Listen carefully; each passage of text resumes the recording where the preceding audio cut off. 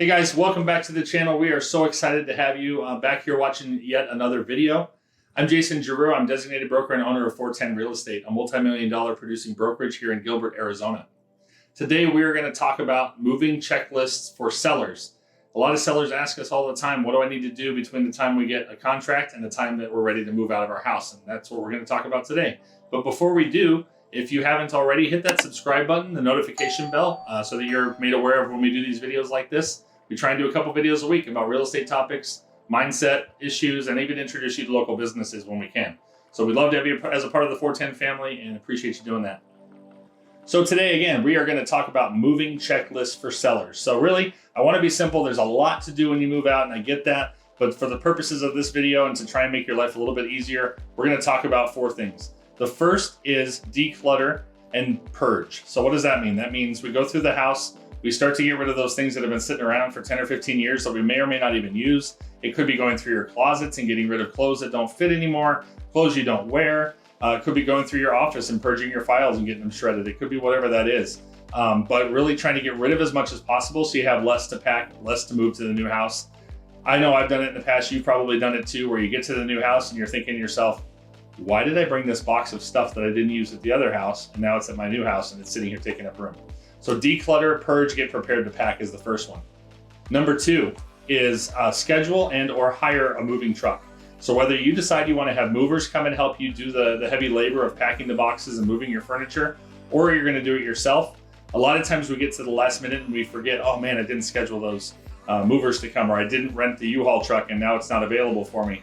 So really make a point, probably about 2 weeks out at least, to give a call to U-Haul and or your movers and make sure you can get on their schedule so that they're there on the day you want them to be there and have least likelihood of canceling or backing out. Number 3 is going to be scheduling your utilities off. And so one of the things, again, we forget a lot of times in the hustle and bustle, we'll move out of a property, we'll leave the electric, the gas, the water on just because we forgot to make that simple call or jump on their website and take care of that.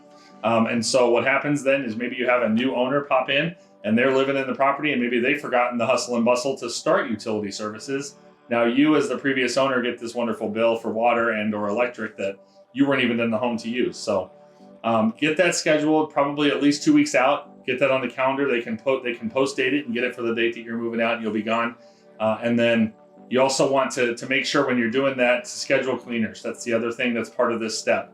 And I say schedule cleaners because none of us want to move out all of our belongings and then come back and scrub the house. The cost of cleaners, well worth it, my friends. Definitely a couple $100 can get the house looking pretty good. Do you have to clean when you sell your house? No, it's not in the contract anywhere that says, I will deliver the house professionally cleaned. But it's a good courtesy. It's a good way to do things. I know I wouldn't want to spend the first 3 days in my new house cleaning up after somebody who lived there before, so just keep that in mind.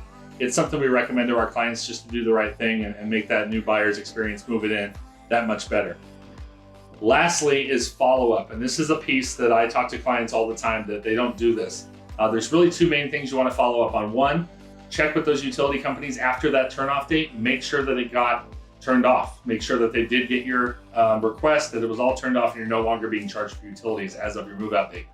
Secondly, check the tax records. Give it about 30 to 45 days out, but go back in and look at the county tax records.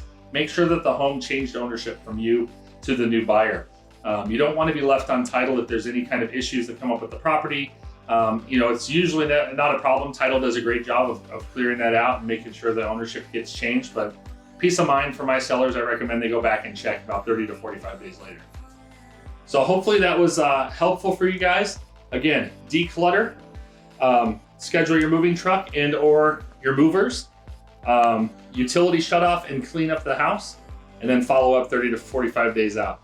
I hope this was helpful for you. If it was, do me a favor, hit the share button. Tell your friends about this video so that if they're selling their home and they're moving out, they have some ideas of what is in store for them. And we really do appreciate you being part of the 410 family. Look forward to seeing you again on our next video.